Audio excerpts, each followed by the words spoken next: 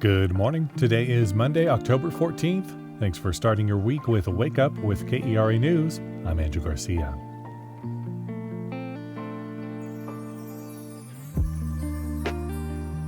Fall weather has finally arrived in North Texas.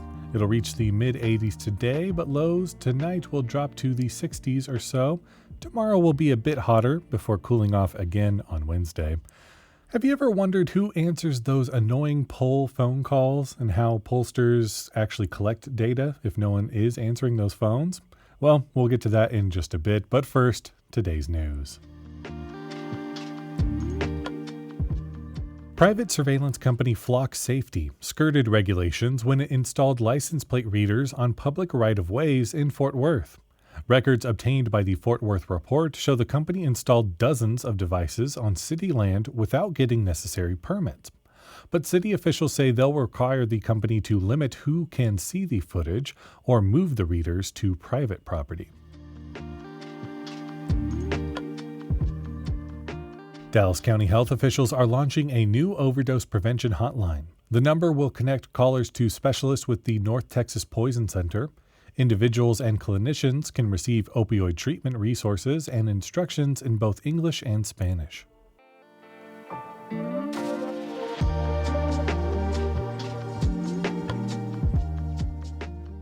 At this point in election season, it seems like there's a new political poll released practically every day.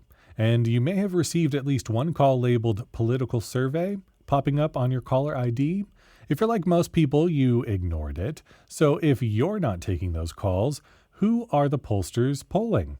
And how can they tell if they're doing it right? The Texas Newsroom's Blaze Gainey looked into it. You've probably noticed that political polls, even ones released within days of each other, can show huge differences in who's winning a particular race, and by how much.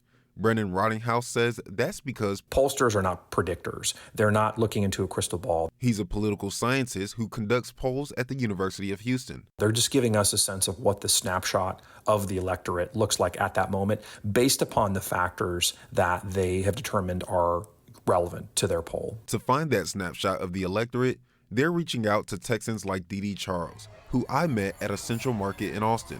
Personally, I have done one, I believe it was somewhere online. It was the last time I did a poll, and this was years ago. However, I know they keep blowing up my phone. And he's been sending those posters to voicemail.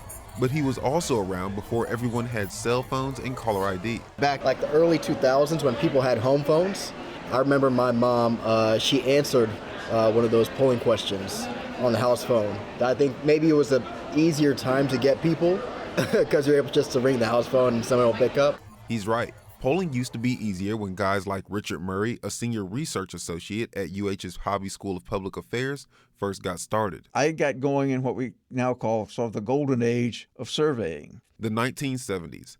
That's when Murray began seeking respondents and peppering them with questions.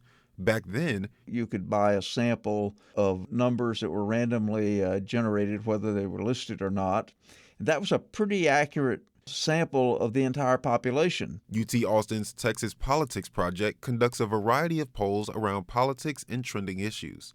Research director Joshua Blank says nowadays, older, whiter people are the most likely to want to take a survey. Rottinghouse agrees. There are certain populations in the state and across the country that are just more challenging to get to. Take Dee Charles at Central Market.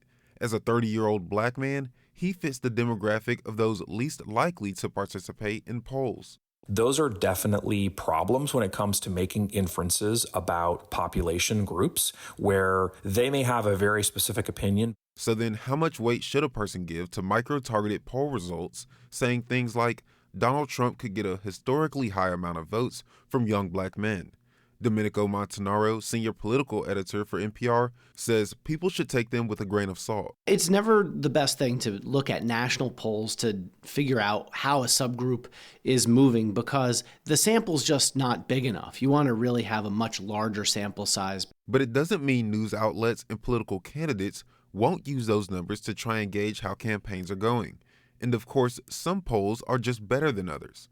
Take the New York Times and Siena College poll. It sits atop the rankings of most accurate pollsters in America. They got that number one spot because they've consistently been on target.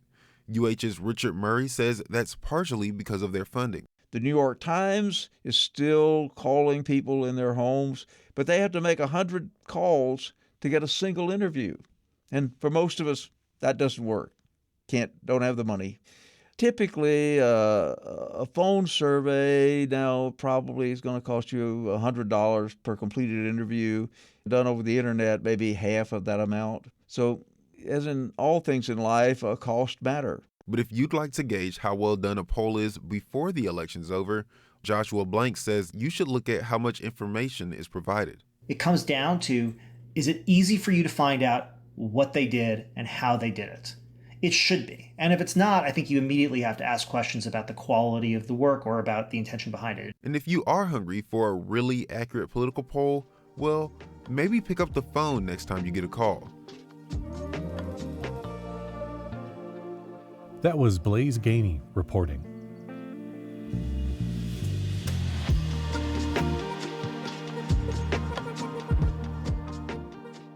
The Dallas Cowboys were frankly walloped yesterday, 47-9 by the Detroit Lions. They now fall to 3-3, third place in the NFC East. Texas, on the other hand, was the one doing the walloping at Saturday's Red River Showdown, beating Oklahoma 34-3, retaining their number one spot atop the AP College Bowl. What happens when you take Bram Stoker's legendary story and put it into a blender with Mel Brooks, Monty Python, and the 39 Steps? Dracula, a comedy of terrors. You can check out the show at the Kalida Humphreys Theater now through November 3rd. For more information and other things to do, visit KERA.org/calendar. Thanks so much for listening to Wake Up with KERA News. I'm your host, Andrew Garcia. The show was produced and edited by Shardae White and Becca Moore. For more news in your inbox, visit KERA.org/wakeup.